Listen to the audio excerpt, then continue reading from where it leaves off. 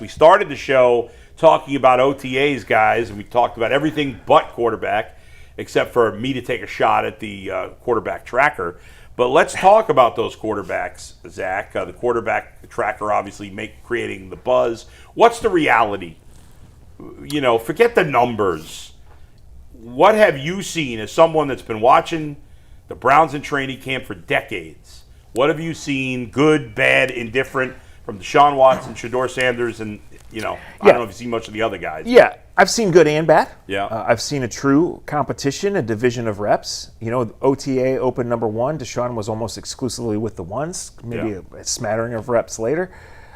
Yesterday, Shedeur was with the ones for all of the instructional period, which was much of the practice, and then Deshaun ended up getting more of the reps and getting kind of the finishing reps. They finished with a 2-minute drill. He threw 2 incompletions. So Deshaun looks healthy. He looks confident. He's moving well. The good throws have been really good. And in terms of number of good throws, which make the social media highlights and make the discussions on the YouTube shows, he's had more of those. I don't think Shedeur threw it poorly at all yesterday. I think he didn't really hit as many downfield, and I think he had a great, what would have been an incredible touchdown pass dropped. Right. So we're seeing bad operation. As I mentioned, at the end of practice, before they ran the 2-minute drill, they brought out the offense for a situation where they wanted to just run one play, have everybody hustle off, and get the field goal team in 10 seconds. Well, they couldn't get lined up, and Monken threw a fit. So that's football. Yeah. That's May football. That's what they're going through. They're installing. They're focusing on instruction. They're just working the young receivers in. I myself am most excited about the progression I've seen from Denzel Boston. Casey Concepcion looks fast as advertised. I have questions about the receiver group. The depth looks good. Harold Fannin is not participating in OTAs. I think he's fine. They're being cautious. Okay. He's going to be an offensive weapon. Judkins is ahead of schedule. He's an offensive. So we're just seeing it come together. We're not seeing the rookie here, but I think we're seeing a quarterback in Deshaun Watson who is a little bit ahead, who has the advantage. And pardon my skepticism, or don't. We'll see where that goes. I still think it's a bad idea, but I think right now, as we head to June 1st next week, Deshaun Watson is ahead in the quarterback competition. Bull mentioned the quarterback tracker a second ago. We saw the numbers. It said Deshaun threw 6 touchdowns. Shedeur had 1. I think they each had a pick, whatever it was. It was 7 touchdowns, though, which is the number I want to focus on, because you said, in theory, it may be 7 touchdowns, but in reality, you're not sure it was actually that many. Yeah, I am sure it was not actually. So where's the discrepancy in what you see versus what the tracker saw there? If I'm evaluating a 7-on-7 play and it breaks down after 2 seconds, I don't evaluate the rest of the play. If a guy breaks out with no pass rush and throws a touchdown, it's a touchdown. And that's why the chart is silly. Right, and there was a really good throw that Deshaun made, an 11-on-11 off a play action to Denzel Boston, who got in front of the guy and caught it at the 3-yard line. He still had one guy to beat to get in the end zone. Yeah. Did he get in? They're not tackling. It's no contact. It's all vague stuff. Right. He threw a really nice lob ball to Isaiah Bond, who went up in traffic and made the play. That was a touchdown. Like, Shedeur has Luke Flourier for a touchdown. The passes, and again, I'm not trying to make excuses. That's just kind of how I gauge it. What I've seen from Deshaun is after every good throw, he's back to missing guys badly. He throws into traffic too much. What I've seen improved, he's not holding the ball in 7-on-7. That's got to be a coaching point. He is moving around confidently. That's got to be a coaching point. Right. I just don't think he'll ever be a good enough decision maker against a real defense. And guess what? Miles isn't there. Denzel's not there. Grant Delpit's not there. Right. Malik Collins isn't there. In 7-on-7, there's no rush at all. Right, and there's no threat of getting touched. So I am thoroughly unimpressed, but I see your clips. I hear your excitement. But come on, guys. Yeah. This team's going nowhere with Deshaun Watson. You know what stinks, and this is nothing new to Browns fans, is that if you got league average quarterback play, the Browns could be competitive. Yeah, they would be competitive. Well, I would say that is my. Listen, to be fair, we like the talent on the offense getting better, but there's a lot to prove and a lot of young players. So even if the quarterback play was better, there'd still be some growing pains on the offense. But ultimately, for the people that are, like Earl and Tyvis, who are very optimistic, if you told me they could get middle-of-the-road quarterback play, I'd buy into that optimism. I just don't believe they can get that. What's most encouraging here, Yeah. headed to June, headed to the end of OTAs, Yeah. is that Quinshon Judkins is on the field, Yeah. and the rookie receivers look like an instant upgrade. Yes. So those things say, combined with competent quarterback play, Right. now you've got a competent offense. Now you have a chance Right. to have a And competitive the offensive season. line should be much better based on the upgrades and the investments they made into certain players, both via the draft and via free agency. You combine upgraded playmakers with an upgraded offensive line, your quarterbacks should be better. Yeah. We'll just have to wait and see if it translates to the actual game. Sure. I mean, and the offensive line might be the last thing that comes together because you need live reps there. And you need live reps for all. And these guys none of them have ever played together. No. So you got to take some time to develop chemistry, and that's if they stay healthy. Then if you start having injuries, who knows? But to me, I would say they have less than a 10% chance of getting league. I'm not even saying good quarterback play. Yeah. I think I'll say a 10% chance.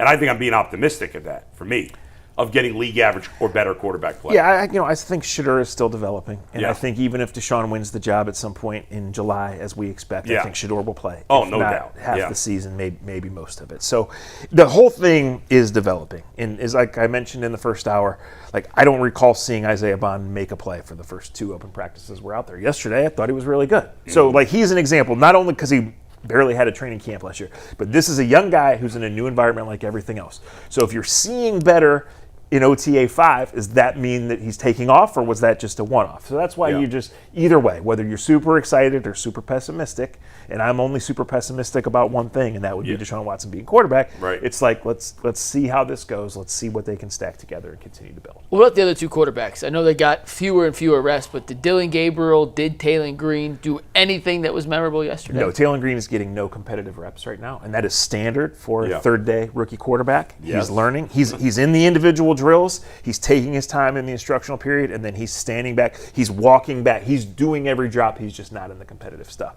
And I wasn't like going there yesterday to count reps, but it was noticeable. Only 3 competitive reps all day for Dylan Gabriel, all in the 7-on-7 period. Yeah. I mean, He's not part of the competition, and he's not part of the plan. right. He's going to be on another team, probably. Most likely, yes. Could they even get a 7th-round pick for him? Depends on how the summer goes. Yeah. You know, there are guys who are going to crash. Right. And there's going to be guys that get hurt, and there's going to be situations. Yeah. So, look, in the quarterback world right now, there's a lot of moving parts. You have teams, and the Browns probably are one, if we're being honest, that are positioning themselves for 27. Yeah. You have teams like you still are not sure of how the guys down the depth chart right now are going to go. The Steelers are kind of growing young guys while playing the old guy. Yeah. The Colts still would love to move on from Anthony Richardson. You know, the Dolphins have no idea what their situation is. The Cardinals have no idea. Right. So between just standard movement, you know, they're going to be an opportunity because guys will get hurt. Teams will need to address it. Someone out there might like Dylan Gabriel, but, I mean, what we've seen of him, he's not an NFL quarterback. And who's starting for Minnesota? Why can't I think of Kyler Murray. Or Kyler Murray or J.J. McCarthy. Kyler They're Murray in a quarterback battle. Yeah. Who is he battling? McCarthy. And Kyler Murray is playing on a 1-year minimum because of all the right. money he was owed by Arizona. So he is playing for a future somewhere else also. So there's a lot of moving parts even before we get to the Sorsby discussion. Yeah, right. I want a little more on your take. I know we could talk more, but because we talked about Sorsby yesterday, and I had said no because the Browns just can't afford to have another controversial situation here. You said yes, that you would be interested. He's on my side. You have to be, Bull. This is the most important position in sports. I mean, ultimately, I get and what this you're is a saying. position that they have missed at on every level. Yes. Right? And that's not a knock on Shedeur, who's got an incomplete right now. Yeah. But if you feel comfortable, and I don't know exactly where teams feel or where else. We don't even know if he's going to be supplemental draft eligible or NFL eligible, right? But if you have a comfort level with the person in the situation and you could get him in the 3rd round, and I don't know that you could, like it feels mandatory that you would have to do that. You've already added 2 4th-round picks. You have a completely blank slate going forward, and you're not necessarily asking the guy to show up on July 1st and play on October 1st. You're talking about addressing and trying to fix prior misses. And Deshaun Watson and Dylan Gabriel represent pretty big misses. Yes. Right there. Yes. I don't know how you couldn't have every discussion about getting Brendan Sorsby. You sent me a quote this morning from New Browns offensive coordinator Travis Schweitzer about Shedeur's progression, how he looked last week, how he looked this week. And do you want to take the Schweitzer quote? Yeah. And Bull, will you read this? I don't have my glasses on, but this is I'll what, only speak this from Travis Schweitzer again, the OC. I'll only speak to what I've seen over the last couple of weeks, and his progress has been impressive. Just his ability to move through progressions. His feet are getting more urgent, and he's ready to throw when he needs to more consistently. We can continue to grow there, but his progress has been impressive. That's good. That's a positive sign. It is. And look, He's Travis, not going to say anything bad, yeah, though. he knows these questions are coming, but Yeah. like this is one of the dangers of judging quarterbacks based on social media clips. Yeah. Like when we see Shedeur throw short, which we've mostly seen, like that might be a successful play judged by the coaches. Like what he was looking at wasn't Right. there, get rid of it, and it kind of Yeah. shines through in that answer there. That's true. So, like I said, Deshaun looks fluid. He looks healthy and fresh. He should. Yeah. For every highlight throw, and there were a handful yesterday, he's flat out missing guys. And the reason the Browns are where they are, and the reason we have to talk about maybe trading Myles Garrett or 4 wins versus 7 wins or the 27 draft is because the Deshaun Watson thing has been a grand failure. And for them to go back to it makes 0 sense to me.